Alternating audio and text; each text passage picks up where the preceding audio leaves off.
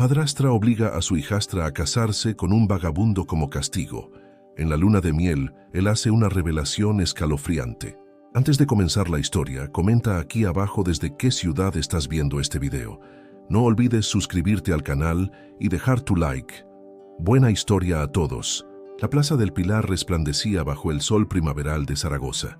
La basílica proyectaba su sombra majestuosa sobre las baldosas mientras los turistas capturaban fotografías y los zaragozanos caminaban con la familiaridad de quienes conocen cada rincón de su ciudad.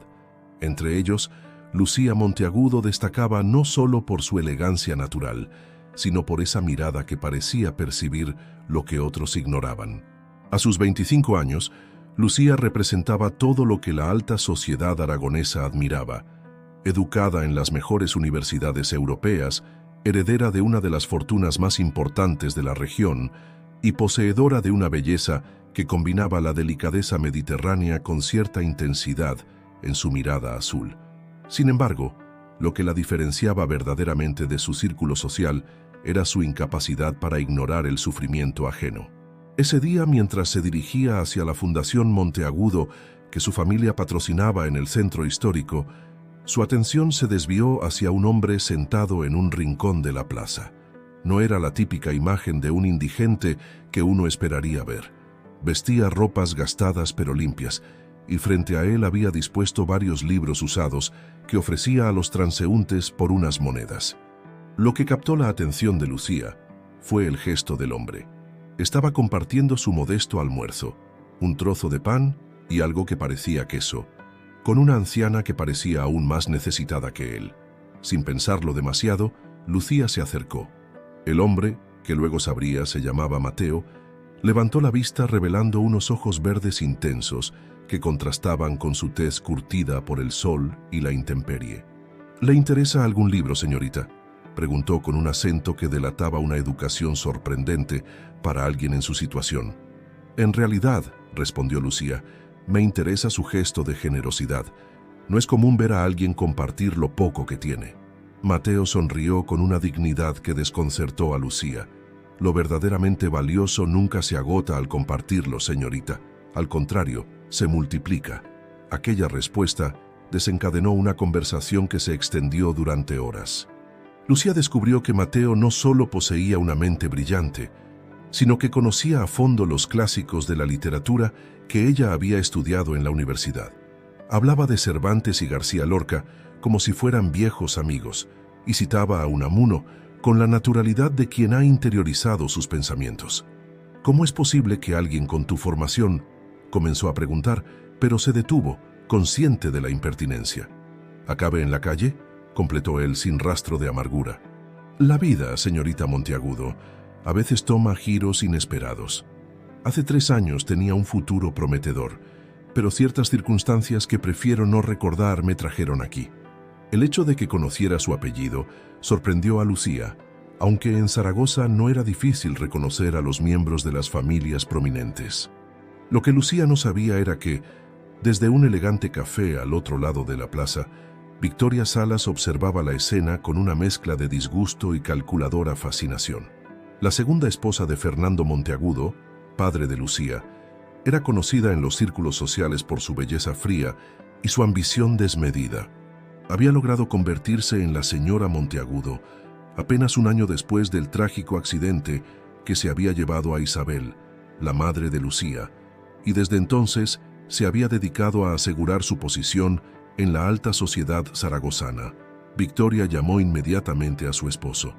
Fernando, tu hija está nuevamente avergonzándonos. Está sentada en plena Plaza del Pilar, conversando con un vagabundo como si fuera su igual. ¿Qué dirán las Jiménez cuando se enteren? O los Ordovás. La reputación de los Monteagudo quedará por los suelos. Al otro lado de la línea, Fernando Monteagudo suspiró con cansancio. A sus 55 años, el patriarca de la familia se había convertido en la sombra del hombre decidido que una vez fue. La culpa por no haber estado presente cuando su primera esposa lo necesitó y la constante presión de Victoria habían erosionado su voluntad. Hablaré con ella esta noche, Victoria. Sabes cómo es Lucía, siempre queriendo ayudar a todos. No es suficiente, Fernando. Esta vez ha ido demasiado lejos. Necesitamos tomar medidas drásticas. Mientras tanto, ignorante de la tormenta que se formaba, Lucía había tomado una decisión impulsiva. Ofreció a Mateo un trabajo temporal en la Fundación Monteagudo, donde necesitaban a alguien para catalogar la biblioteca recién donada por una familia aristocrática. «No necesito tu caridad, señorita», respondió él con firmeza. «No es caridad, Mateo. Es una oportunidad laboral basada en tus evidentes conocimientos. La fundación pagará por tus servicios profesionales, nada más y nada menos». Tras un momento de duda, Mateo aceptó. Lo que ninguno de los dos podía imaginar era que aquel encuentro casual en la Plaza del Pilar sería el primero de una serie de acontecimientos que desenterrarían secretos largamente ocultos en el seno de la poderosa familia Monteagudo, secretos que Victoria Salas haría cualquier cosa por mantener enterrados. Esa noche, en la mansión Monteagudo del exclusivo barrio de Montecanal, Lucía enfrentaba la furia apenas contenida de su madrastra y la mirada apagada de su padre. «¿En qué estabas pensando, Lucía? ¿Traer a un desconocido de la calle a la fundación que lleva nuestro apellido?» La voz de Victoria destilaba veneno. «Mateo es un hombre educado que ha caído en desgracia. Su conocimiento de literatura es impresionante y será perfecto para el trabajo», defendió Lucía. «¿Mateo? ¿Ya estáis en términos tan familiares?» Victoria esbozó una sonrisa que no alcanzó sus ojos. Fascinante. Aquella sonrisa habría debido alertar a Lucía. En la mente de Victoria, un plan comenzaba a tomar forma. Un plan que utilizaría la compasión de Lucía como arma contra ella misma. Las semanas siguientes transcurrieron con una extraña calma en la mansión Monteagudo. Victoria había cesado sus quejas sobre la contratación de Mateo en la fundación, un cambio que Lucía encontraba tan desconcertante como sospechoso. Lo que ella no sabía era que su madrastra había estado ocupada investigando cada detalle de la vida del misterioso hombre. Una tarde de mayo, mientras el sol de primavera bañaba los jardines de la Aljafería, Victoria se reunió secretamente con Javier Ordóñez, un detective privado que había contratado para desentrañar el pasado de Mateo. «¿Y bien? ¿Qué has descubierto?», preguntó Victoria, sus labios rojos contrastando con la palidez calculada de su rostro. Javier desplegó una carpeta sobre la mesa de mármol. Mateo Herrera, o al menos así se hace llamar ahora, 40 años, sin familia conocida. Hace 3 años tenía un puesto respetable como profesor de literatura en la Universidad de Salamanca hasta que desapareció. Sin explicación, sin rastro. Reaparece en Zaragoza hace aproximadamente 1 año, viviendo en las calles. Victoria arqueó una ceja perfectamente delineada. ¿Ninguna conexión con los Monteagudo? ¿Estás seguro? Ninguna que haya podido encontrar, señora Monteagudo. Victoria tomó un sorbo de su té y sonrió. Perfecto. Esto es exactamente lo que necesitaba. Mientras tanto, en la Fundación Monteagudo, ubicada en un palacete restaurado del casco antiguo, Mateo se había convertido en un elemento indispensable. Su conocimiento de literatura clásica y su meticulosa forma de trabajar habían impresionado a todos.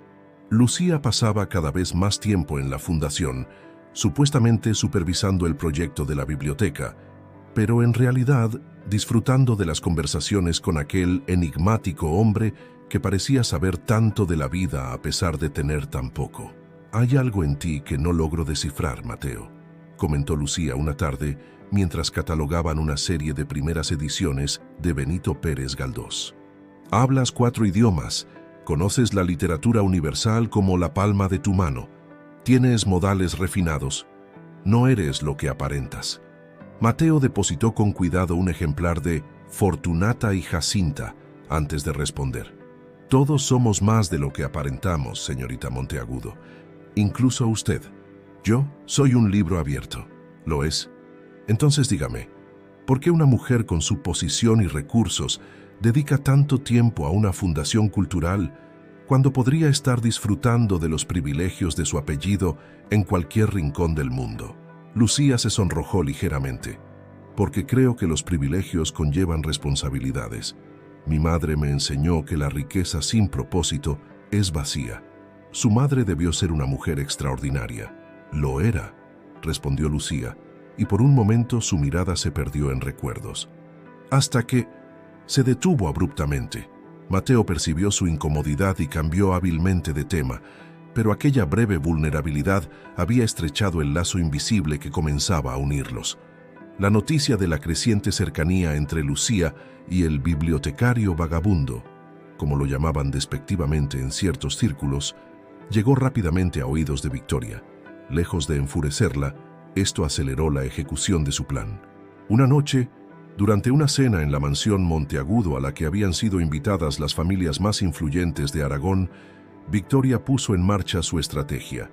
Había conseguido que Fernando, siempre manipulable bajo su influencia, invitara a Mateo como reconocimiento a su excelente trabajo en la fundación.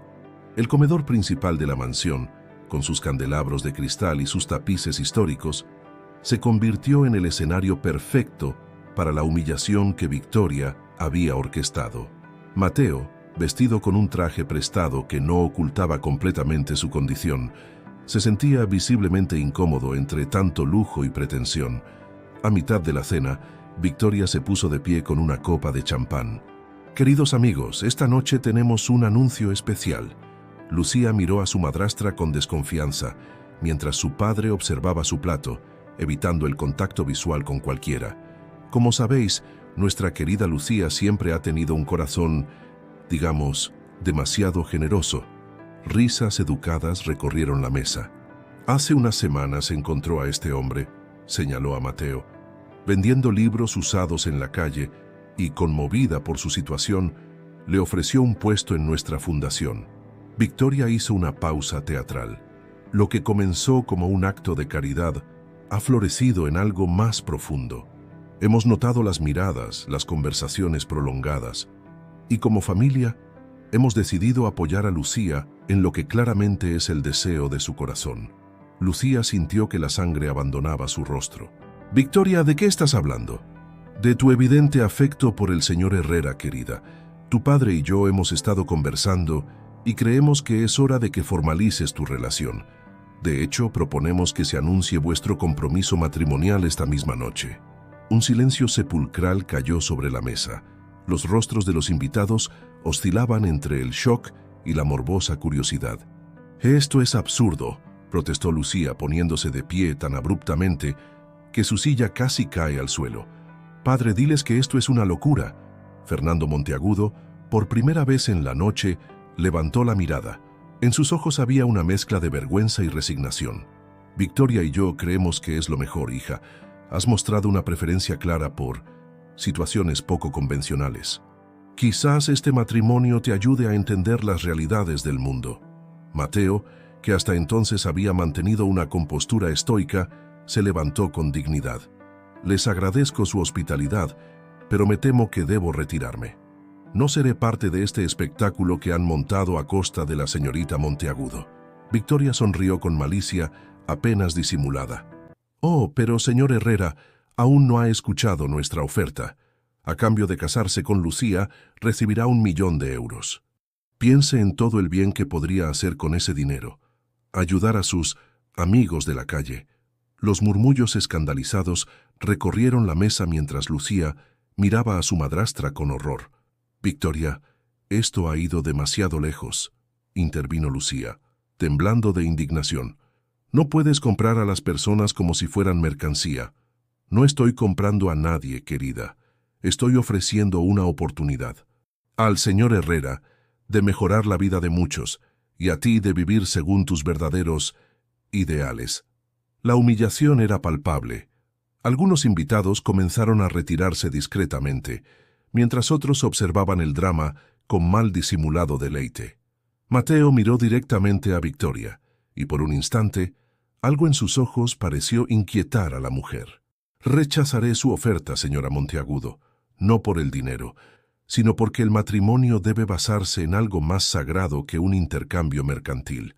Al girarse para salir, su mirada se cruzó con un objeto que captó su atención, un antiguo broche de oro y esmeraldas que Victoria llevaba en su vestido.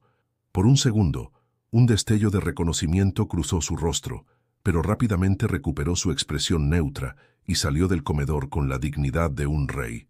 Lucía lo siguió hasta el vestíbulo. Mateo, lo siento tantísimo. No tenía idea de que Victoria planeaba algo así. No tiene por qué disculparse, señorita Monteagudo. No es responsable de las acciones de su familia.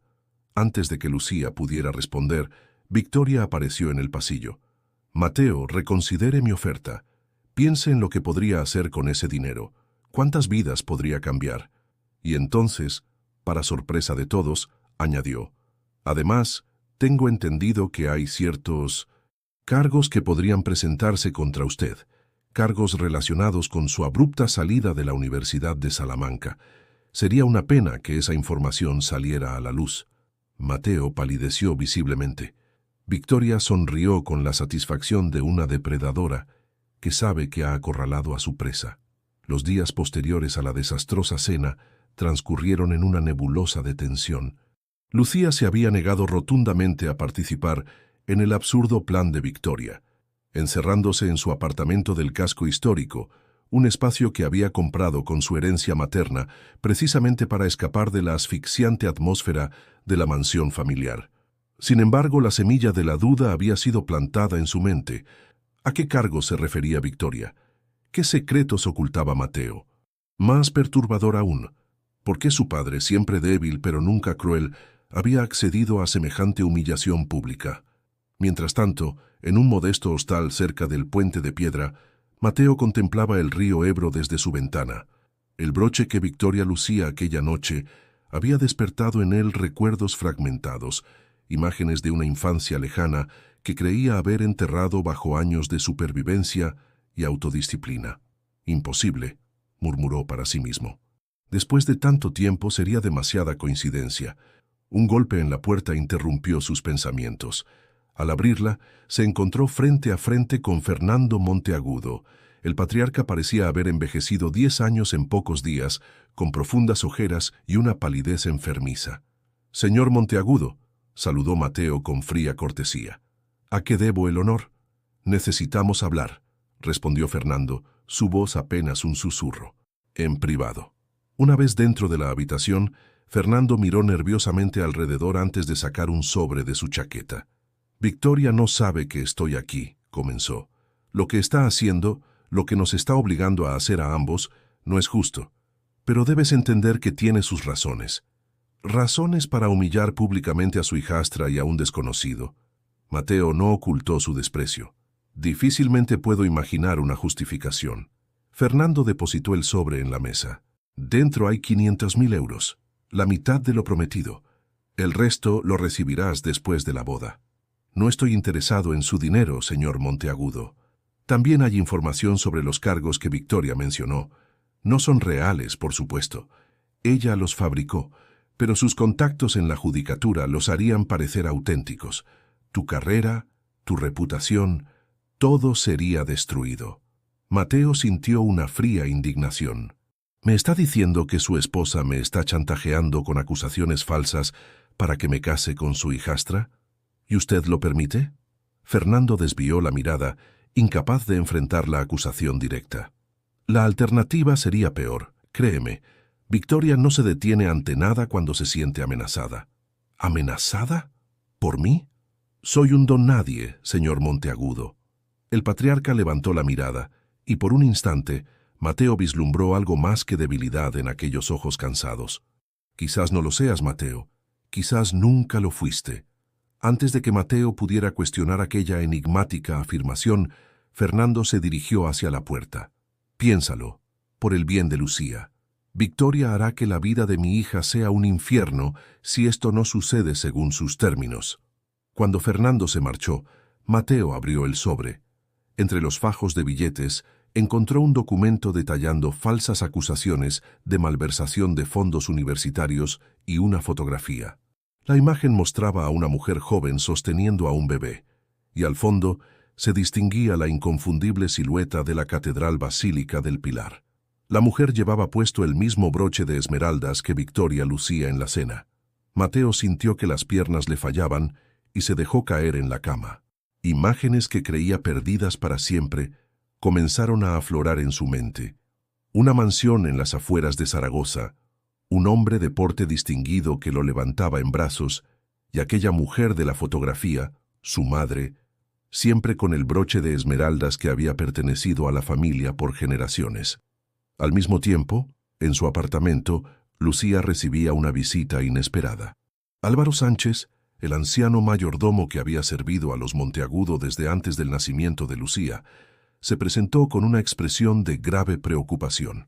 «Señorita Lucía, perdone la intrusión, pero hay algo que debe saber antes de que sea demasiado tarde». «¿De qué se trata, Álvaro?», preguntó Lucía, intrigada por la inusual visita. «Es sobre su madrastra y sobre el señor Mateo». Álvaro procedió a narrar una historia que Lucía jamás habría imaginado. Victoria, antes de ser la segunda esposa de Fernando, había estado casada con Javier Domínguez, un prominente empresario zaragozano y viejo amigo de la familia Monteagudo. De aquel matrimonio había nacido un hijo, Javier hijo, apodado Javierín. Javier padre falleció en circunstancias extrañas cuando el pequeño tenía apenas 4 años, explicó Álvaro, sus manos arrugadas temblando ligeramente. Un accidente de coche que muchos consideraron sospechoso. Victoria heredó toda la fortuna Domínguez, con la condición de que el niño recibiera su parte al cumplir la mayoría de edad. «¿Y qué pasó con el niño?», preguntó Lucía, sintiendo un escalofrío anticipando la respuesta. «Desapareció un año después». Victoria afirmó que había sido secuestrado durante unas vacaciones en Barcelona. Se pagó un rescate, pero el niño nunca apareció. La policía eventualmente archivó el caso, asumiendo lo peor.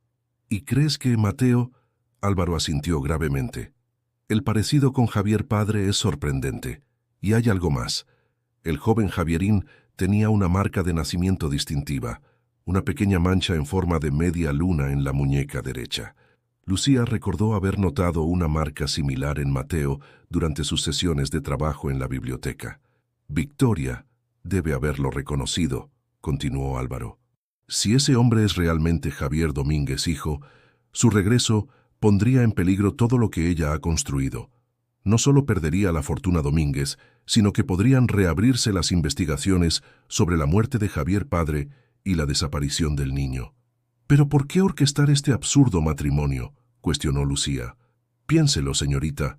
Si Mateo se casa con usted sin conocer su verdadera identidad, Victoria tendría control sobre él.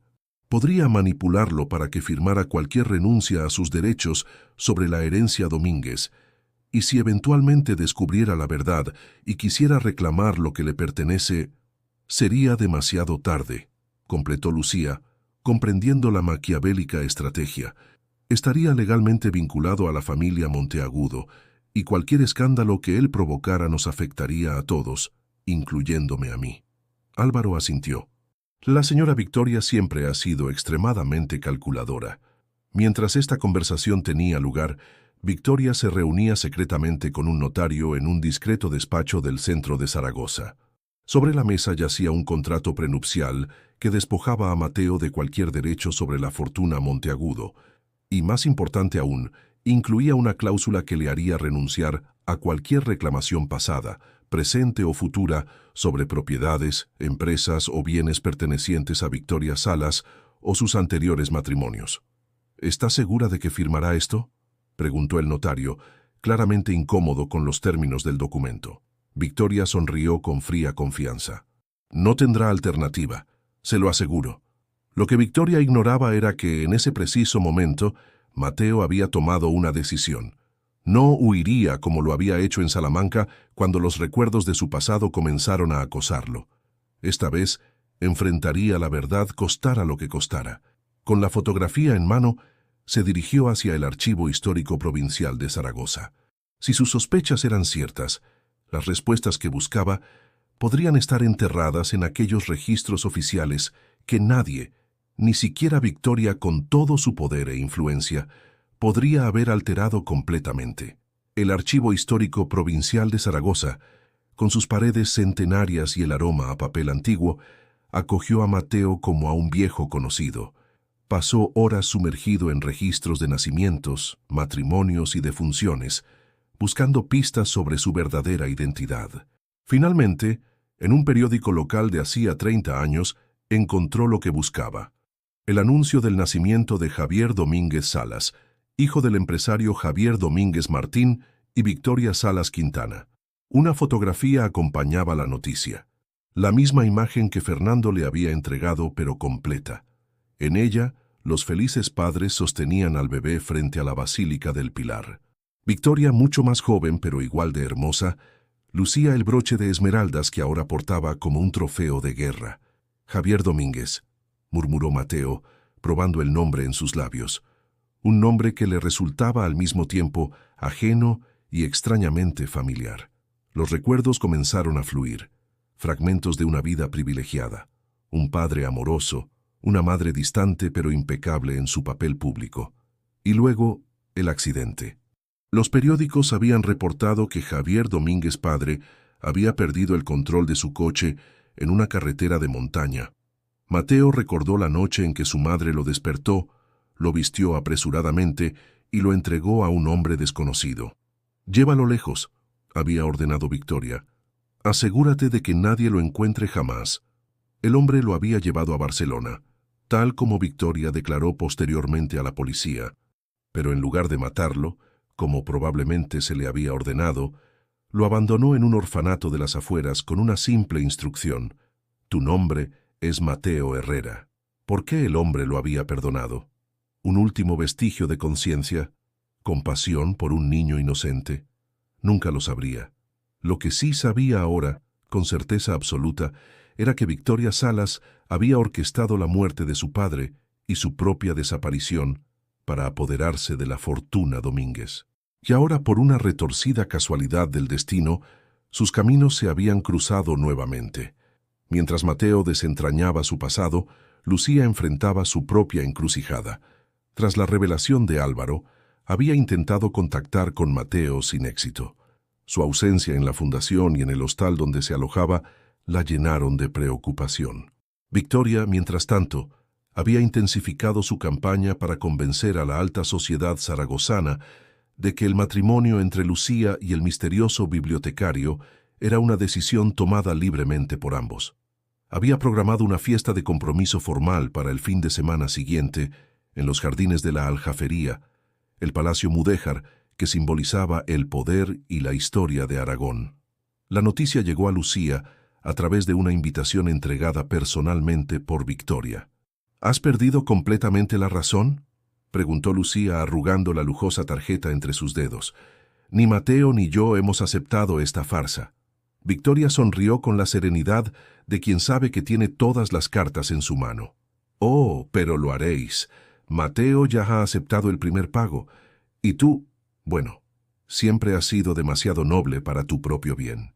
No querrías que un hombre inocente fuera a prisión por crímenes que no cometió, ¿verdad?» «Esto es chantaje», respondió Lucía temblando de indignación. «Es negociación, querida. Todos obtenemos algo. Tú, un esposo que amas. Él, seguridad financiera. Y yo, la tranquilidad de saber que mi familia está a salvo de escándalos. ¿Y mi padre? ¿Qué obtiene él de esta locura?» La sonrisa de Victoria se tensó ligeramente. «Tu padre obtiene continuar viviendo en la ignorancia que tanto aprecia. Créeme, es lo mejor para todos». Tras la partida de Victoria, Lucía tomó una decisión. Si no podía encontrar a Mateo, buscaría respuestas por su cuenta. Su primer destino fue el bufete de abogados que había manejado los asuntos legales de la familia Domínguez. Mientras tanto, Mateo regresó a su humilde habitación en el hostal para descubrir que sus escasas pertenencias habían sido reemplazadas por trajes elegantes, camisas de seda y zapatos italianos. Sobre la cama, una nota escrita con la refinada caligrafía de Victoria. «Para mi futuro yerno, la transformación debe ser completa. Un coche te recogerá mañana a las 10:00 para llevarte al sastre, peluquero y dentista. No te preocupes por el coste, considéralo parte de tu dote». La arrogancia de aquella mujer, su madre biológica, no tenía límites. Sin embargo, tras un momento de furia inicial, Mateo reconoció la oportunidad que se le presentaba. Victoria quería transformarlo en un digno prometido para Lucía. Él utilizaría esa transformación para recuperar la identidad que le había sido robada. A la mañana siguiente, el coche enviado por Victoria lo recogió puntualmente. Durante las siguientes horas, Mateo se sometió a un proceso de metamorfosis física, corte de pelo en la peluquería más exclusiva de Zaragoza, tratamiento dental completo, incluso una visita a un dermatólogo para tratar la piel dañada por años de exposición a la intemperie. Con cada intervención, con cada mejora, Mateo sentía que no solo recuperaba la apariencia que debería haber tenido como hijo de una familia adinerada, sino que también recuperaba fragmentos de su verdadera identidad.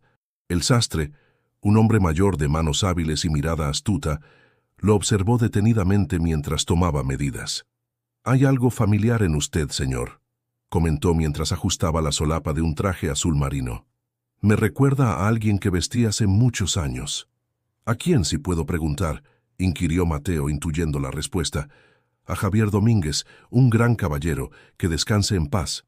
Tenía exactamente sus mismos ojos. El sastre no notó cómo aquellas palabras afectaron a Mateo, quien tuvo que hacer un esfuerzo para mantener la compostura. Esa noche, vestido con uno de sus nuevos trajes y con una apariencia que reflejaba su verdadero origen, Mateo se presentó en el apartamento de Lucía. Cuando ella abrió la puerta, la sorpresa la dejó sin palabras. Ante ella ya no estaba el hombre de la calle, sino un caballero elegante y distinguido, con el porte que solo otorgan los genes y la educación. Pero más allá de la transformación física, lo que realmente impactó a Lucía fue la determinación que ardía en sus ojos. «Tenemos que hablar», dijo Mateo, su voz más firme que nunca.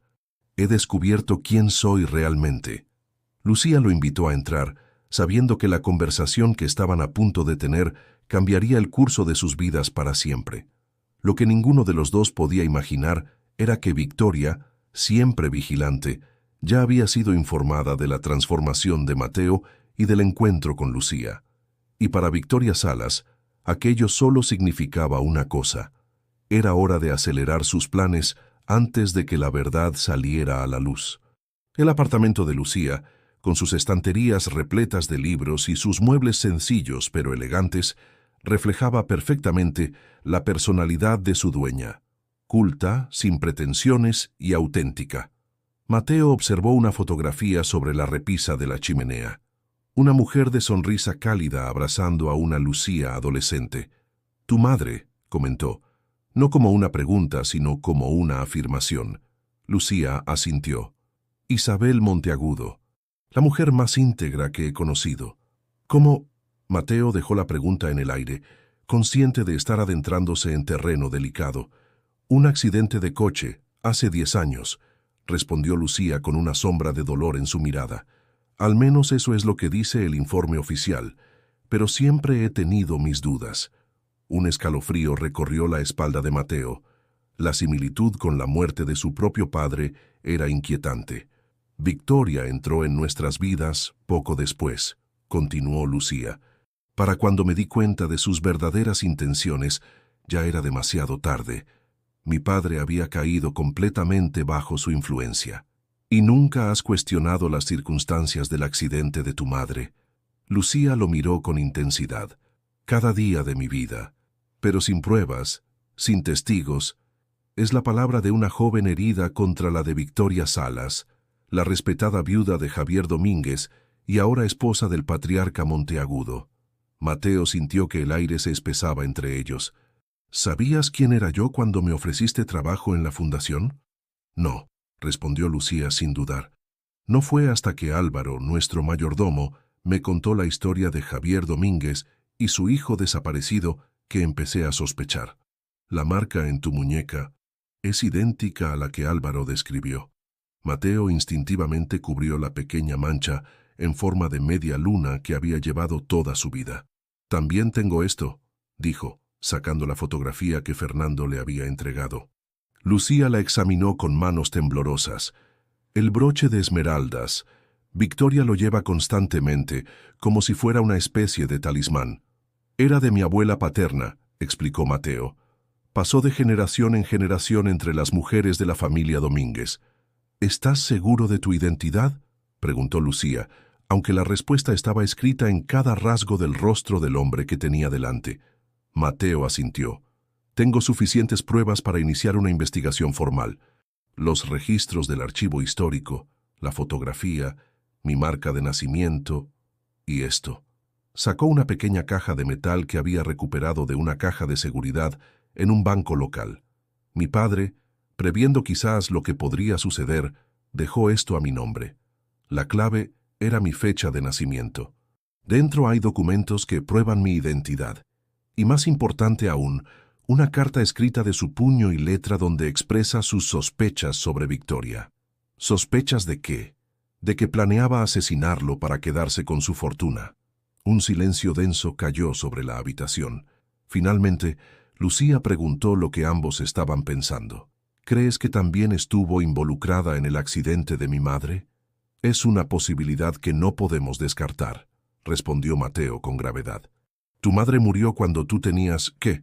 ¿16 años? 17. La edad perfecta para que Victoria pudiera manipular a tu padre sin la interferencia de una hija adulta, pero sin tener que lidiar con la responsabilidad de criar a una niña pequeña. Lucía sintió un escalofrío. Todo encaja de una manera aterradora. La pregunta es, ¿qué hacemos ahora? Lucía se levantó y caminó hacia la ventana, observando las luces de Zaragoza en la distancia. Necesitamos pruebas concretas antes de enfrentarnos a Victoria. Y tenemos que proteger a mi padre. Si Victoria sospecha que sabemos la verdad, podría estar en peligro, completó Mateo, lo cual nos lleva a una conclusión incómoda. Lucía se giró para mirarlo. Tenemos que seguir con la farsa del compromiso, al menos hasta que tengamos suficientes pruebas para exponerla legalmente. Un silencio incómodo se instaló entre ellos, roto finalmente por la pregunta directa de Lucía. ¿Por qué aceptaste el dinero de Victoria? Mateo sonrió con amargura. No lo acepté para mí, lo deposité íntegramente en la cuenta del comedor social de San Pablo, donde ayudé durante mi época en las calles. Lucía no pudo evitar una sonrisa de admiración. Siempre fuiste un Domínguez, incluso cuando no lo sabías. ¿A qué te refieres? Tu padre era conocido por su filantropía. La Fundación Domínguez para la Infancia era una de las organizaciones benéficas más importantes de Aragón hasta que Victoria la disolvió tras su muerte. Otro fragmento del rompecabezas encajó en la mente de Mateo. Su pasión por ayudar a los más desfavorecidos, que siempre había atribuido a sus propias experiencias de adversidad, quizás tenía raíces más profundas en el ejemplo de su padre. Hay algo más que debes saber, dijo Lucía, acercándose a un pequeño escritorio. Sacó una carpeta y la entregó a Mateo. Esto es lo que descubrí hoy en el bufete de abogados Miralles y Asociados. Gracias a mi apellido no hicieron demasiadas preguntas. Mateo abrió la carpeta para encontrar el testamento original de Javier Domínguez padre. La cláusula principal era devastadoramente clara. Victoria heredaría el control de todas las propiedades y empresas Domínguez, pero la titularidad pasaría exclusivamente a su hijo al cumplir los 30 años. Victoria sería únicamente la administradora temporal. «Cumpliré 30 años en 2 meses», murmuró Mateo, comprendiendo finalmente la urgencia de Victoria por materializar el compromiso. «Si me caso contigo y firmo el contrato prenupcial que seguramente tiene preparado, renunciarías a tus derechos sobre la fortuna Domínguez sin siquiera saberlo», completó Lucía. «Y para cuando descubrieras la verdad, sería demasiado tarde». La determinación cristalizó en la mirada de Mateo. «No permitiré que eso suceda. Victoria Salas ha destruido demasiadas vidas, incluida la mía, incluida la de mi madre», añadió Lucía con firmeza, «y ahora está manipulando a mi padre». Un plan comenzó a formarse entre ambos. Asistirían a la fiesta de compromiso en la Aljafería, interpretarían sus papeles a la perfección y ganarían tiempo mientras recopilaban pruebas suficientes para desenmascarar a Victoria. Lucía contactaría con una persona de confianza en la policía, mientras Mateo buscaría al hombre que lo había llevado al orfanato 25 años atrás. Al despedirse a altas horas de la madrugada, sus manos se entrelazaron con una nueva intimidad. Lo que había comenzado como una cruel manipulación de Victoria se había transformado en una alianza basada en la verdad y un propósito compartido, y quizás, aunque ninguno lo admitiría aún, en algo más profundo. Lo que no sabían era que Victoria, anticipándose a cualquier investigación, había puesto en marcha su plan final, un plan que culminaría en la fiesta de compromiso, donde esperaba forzar a Mateo a firmar los documentos que lo despojarían de su herencia para siempre. En la mansión Monteagudo, Fernando observaba el retrato de su primera esposa con ojos enrojecidos por el llanto y el remordimiento. Las dudas que había reprimido durante años finalmente habían cristalizado en certezas. Victoria, la mujer con quien compartía su vida, no era quien él creía. Peor aún, Fernando comenzaba a sospechar su implicación en la muerte de Isabel. Con manos temblorosas por la edad y el miedo, Fernando abrió una caja fuerte oculta tras el retrato y extrajo un sobre sellado. Isabel, siempre previsora, había dejado instrucciones claras. Ábrelo solo si alguna vez sospechas que mi accidente no fue tal. Dentro del sobre, Fernando encontró pruebas que confirmaban sus peores miedos. Fotografías, registros de llamadas y un informe privado demostrando que el accidente de Isabel había sido meticulosamente orquestado. Y lo más devastador, pruebas que vinculaban a Victoria directamente con el suceso. Fernando sintió que el peso de la culpa lo aplastaba. Su debilidad, su ceguera voluntaria, habían permitido que el monstruo que había destruido a la familia Domínguez ahora destruyera también a los Monteagudo. «Esto tiene que terminar», murmuró para sí mismo, guardando las pruebas en el bolsillo interior de su chaqueta. Victoria, desde el umbral de la puerta que Fernando había olvidado cerrar, observó la escena con una frialdad calculadora. «¿Qué tiene que terminar, querido?», preguntó con voz melosa, sobresaltando a Fernando. El anciano se giró intentando ocultar su turbación. «Oh, Victoria, no te oí entrar». Victoria avanzó hacia él con la elegancia de un depredador. «Pareces alterado. ¿Hay algo que quieras compartir conmigo?». Fernando sintió un escalofrío al notar la mirada de su esposa desviarse hacia el bolsillo donde había guardado las pruebas. «En absoluto», mintió, consciente de que su vida dependía de ello. Solo estaba recordando viejos tiempos. Victoria sonrió, una sonrisa que no alcanzó sus ojos fríos. «El pasado es el pasado, Fernando. Deberías concentrarte en el futuro, en la boda de tu hija, por ejemplo». «Por supuesto», respondió él, forzando una sonrisa. «Es lo único que importa ahora». Mientras Victoria salía de la habitación, Fernando tomó una decisión. Contactaría con Lucía y Mateo inmediatamente. El tiempo se agotaba, y las 3 vidas que Victoria había destrozado, la de Javier Domínguez, la de Isabel Monteagudo y la del pequeño Javierín, clamaban justicia desde el pasado. Los jardines de la Aljafería resplandecían bajo las luces estratégicamente colocadas para resaltar la arquitectura mudéjar del palacio. La crème de la sociedad zaragozana se había dado cita para presenciar el compromiso entre Lucía Monteagudo y el misterioso hombre que, según los rumores, había pasado de vagabundo a prometido de una de las herederas más codiciadas de Aragón. Victoria Salas de Monteagudo, enfundada en un espectacular vestido color esmeralda que hacía juego con el legendario broche que lucía sobre su pecho, se movía entre los invitados como una reina en su corte. Su sonrisa, perfectamente ensayada, ocultaba la tensión que sentía ante la inminente culminación de sus planes. Fernando Monteagudo, por su parte, parecía haber envejecido una década en las últimas 24 horas. Bebía champán con manos temblorosas, lanzando miradas nerviosas hacia la entrada principal, donde en cualquier momento aparecerían Lucía y Mateo. «Te noto inquieto, querido», susurró Victoria, posando una mano sobre el brazo de su esposo. «¿Hay algo que te preocupe?». Fernando negó con la cabeza, incapaz de sostener la mirada depredadora de su esposa. «Solo estoy ansioso por ver a Lucía. Hace días que no hablamos». Victoria apretó ligeramente su agarre. «Recuerda nuestro acuerdo, Fernando. Tu papel esta noche es simplemente sonreír y apoyar a tu hija en su decisión. Nada más». Antes de que Fernando pudiera responder, un murmullo recorrió la multitud. Lucía y Mateo acababan de hacer su entrada, y la transformación de este último había dejado a todos sin aliento.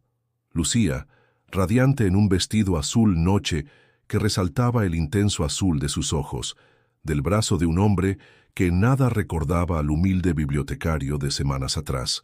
Mateo, enfundado en un impecable traje de corte italiano, con el cabello perfectamente arreglado y una postura que delataba su verdadero origen, Parecía haber nacido para ocupar su lugar entre la élite. «Parece un Domínguez», comentó una anciana dama a su compañera. «Me recuerda tanto al pobre Javier». Victoria, que alcanzó a escuchar el comentario, palideció visiblemente. Con un gesto, indicó al notario que permanecía discretamente en un rincón que se preparara. El hombre asintió, palpando en su maletín los documentos que Victoria le había ordenado tener listos. Mientras la pareja avanzaba entre los invitados, recibiendo felicitaciones y curiosas miradas, Álvaro, el fiel mayordomo de los Monteagudo, se acercó disimuladamente a Mateo. «El señor Fernando desea hablar con ustedes en privado», murmuró. «En la biblioteca, es urgente». Lucía y Mateo intercambiaron una mirada de complicidad. Era la oportunidad que habían estado esperando. «Iremos en cuanto podamos escabullirnos», respondió Lucía. Victoria, siempre vigilante, observó el breve intercambio con suspicacia. Con un movimiento felino se acercó a ellos. «Al fin llegáis. Todos están ansiosos por conocer oficialmente al hombre que ha conquistado el corazón de mi querida hijastra». Mateo sostuvo la mirada de Victoria sin parpadear. «Es un placer ver que todo Zaragoza se ha reunido para presenciar este inesperado compromiso». Victoria sonrió con frialdad. «Los mejores amores son los que nos sorprenden, ¿no crees? Antes del brindis oficial hay unos documentos que deberíais firmar. Meras formalidades». «Por supuesto», respondió Mateo con una sonrisa que no llegaba a sus ojos. «Pero primero, me gustaría saludar a mi futuro suegro. ¿Dónde está Fernando?». La pregunta pareció incomodar momentáneamente a Victoria. «Oh, está por ahí atendiendo a los invitados. Lo buscaremos después de firmar. ¿Os parece?». «Insisto», intervino Lucía. «No firmaremos nada sin la presencia de mi padre». Victoria entrecerró los ojos, pero mantuvo su compostura. «Como deseéis. Iré a buscarlo personalmente». En cuanto Victoria se alejó, Lucía y Mateo se dirigieron discretamente hacia la biblioteca. Fernando ya los esperaba allí, con el rostro desencajado por la angustia y el remordimiento. «Gracias a Dios que habéis venido», dijo en cuanto cerraron la puerta. «No queda mucho tiempo». Victoria sospecha. «¿De qué exactamente?», preguntó Mateo, estudiando al hombre que parecía una sombra de sí mismo. Fernando extrajo el sobre de su chaqueta con manos temblorosas. «De que sé la verdad sobre la muerte de Isabel. Y sobre ti, Javier». Mateo sintió un escalofrío al escuchar su verdadero nombre en labios de aquel hombre. «Siempre lo supe», continuó Fernando, entregándole el sobre. «Desde el momento en que te vi en la Plaza del Pilar. Eres idéntico a tu padre». Pero callé, igual que callé cuando comenzaron mis sospechas sobre el accidente de Isabel. Mi cobardía ha permitido que Victoria destruya demasiadas vidas. Lucía, con lágrimas en los ojos, abrazó a su padre. «No es demasiado tarde, papá». «Lo es para mí», respondió él con una sonrisa triste. «Pero no para vosotros. Dentro de ese sobre hay pruebas suficientes para que Victoria pase el resto de su vida en prisión. Pruebas de su implicación en la muerte de Javier Domínguez, en la tuya», mirando a Mateo, «y en la de Isabel». Mateo abrió el sobre y examinó rápidamente su contenido. «Esto es devastador. ¿Cómo lo conseguiste?». Isabel sospechaba de Victoria desde el principio. Contrató a un investigador privado para vigilarla, pero antes de que pudiera mostrarme las pruebas, Fernando se interrumpió, incapaz de continuar. «Antes de que pudiera mostrártelas, sufrió el accidente», completó Lucía con amargura. Fernando asintió. «El investigador me contactó después. Me entregó todo lo que había descubierto, pero yo no quise ver la verdad. Guardé las pruebas y seguí viviendo en la mentira que Victoria había creado». El sonido de pasos acercándose por el pasillo los alertó. La puerta de la biblioteca se abrió de golpe, revelando a Victoria, cuya expresión cambió del enfado a la conmoción al ver el sobre en manos de Mateo. «¿Qué estáis haciendo?», preguntó, su voz normalmente controlada ahora temblorosa. Mateo dio un paso adelante, enfrentándose a la mujer que había destrozado su vida. «Recuperando lo que me pertenece, madre». Un jadeo colectivo recorrió la habitación. Detrás de Victoria, varios invitados que la habían seguido presenciaban la escena con asombro. «No sé de qué hablas», respondió Victoria, intentando mantener la compostura. Claramente este hombre ha perdido la razón. ¿Estás segura? Mateo extrajo la fotografía del sobre. ¿No reconoces a este bebé? O quizás reconozcas mejor esto. Levantó su muñeca, mostrando la característica marca de nacimiento. La anciana dama que había comentado antes sobre el parecido de Mateo con Javier Domínguez se abrió paso entre los curiosos. «¡Dios mío!», exclamó. «¡Es Javierín! El pequeño Javierín ha vuelto». Victoria, acorralada, cambió de estrategia. «Fernando, diles que esto es absurdo. Este oportunista está intentando aprovecharse de nuestra familia». Pero Fernando, por primera vez en años, encontró la fuerza para enfrentarse a su esposa. «No más mentiras, Victoria. Sé lo que hiciste a Isabel.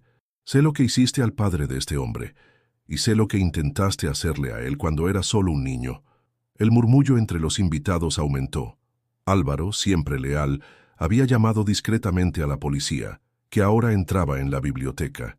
«Javier Domínguez Salas», anunció Mateo, su voz firme y clara. «Ese es mi verdadero nombre. Hijo de Javier Domínguez Martín, a quien esta mujer asesinó para quedarse con su fortuna, y de Victoria Salas, quien después intentó deshacerse de mí para no tener que compartir la herencia». Victoria, viendo cómo su cuidadosamente construido mundo se desmoronaba, intentó una última jugada desesperada. Se abalanzó hacia Lucía, agarrándola por el brazo. «¡Nadie se mueva!», gritó. «O ella lo lamentará». Pero subestimó la determinación de Lucía, quien con un rápido movimiento se liberó del agarre, provocando que Victoria perdiera el equilibrio y cayera. En su caída, el broche de esmeraldas se desprendió de su vestido, rodando hacia los pies de Mateo. Él lo recogió con reverencia. «Esto también me pertenece», dijo, observando la joya familiar. «Al igual que todo lo que me robaste». Los policías se acercaron a Victoria, que yacía en el suelo, derrotada pero aún desafiante. «Esto no ha terminado», siseó mientras la esposaban. «Tengo contactos, abogados». «Y nosotros tenemos pruebas», respondió Lucía. «Pruebas de 3 crímenes que has mantenido ocultos durante décadas». En las siguientes semanas, Zaragoza no habló de otra cosa. Las pruebas reunidas por Isabel Monteagudo antes de su muerte, sumadas a las investigaciones que Mateo y Lucía habían realizado, fueron demoledoras. Victoria Salas fue acusada y posteriormente condenada por la muerte de Javier Domínguez, el intento de eliminar a su propio hijo y la orquestación del accidente que acabó con la vida de Isabel. 6 meses después, en una soleada mañana de otoño, Mateo, ahora oficialmente reconocido como Javier Domínguez, tras un análisis de ADN que confirmó su identidad, esperaba en el altar de la Basílica del Pilar.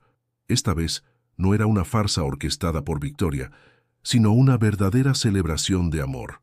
Lucía avanzó por el pasillo del brazo de su padre, un Fernando transformado que había encontrado redención en la verdad y en la justicia para su amada Isabel.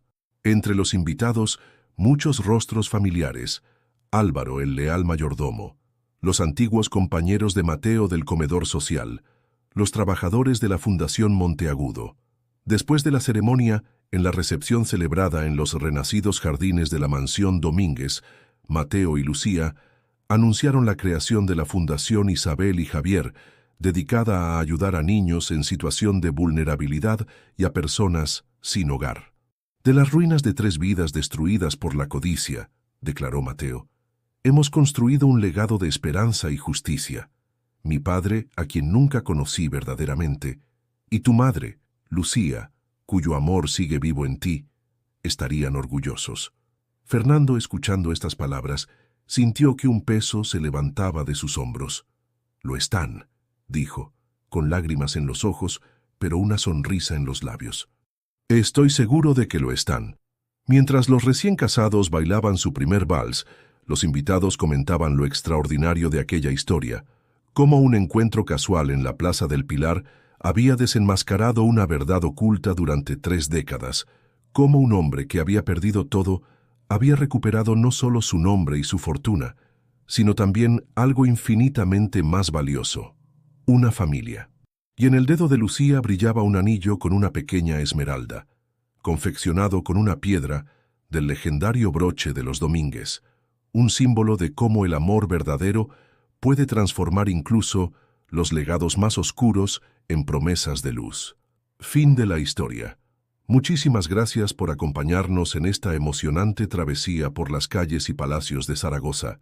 Si te ha conmovido la historia de Mateo, Javier y Lucía, no olvides suscribirte a nuestro canal para no perderte ninguna de nuestras apasionantes historias. Deja tu me gusta si has disfrutado de esta narrativa de secretos, redención y justicia. Y cuéntanos en los comentarios, ¿qué parte te ha emocionado más? ¿La transformación de Mateo, la valentía de Lucía o quizás el despertar de Fernando? Vuelve mañana para descubrir otra historia que te mantendrá al borde de tu asiento desde el primer hasta el último capítulo.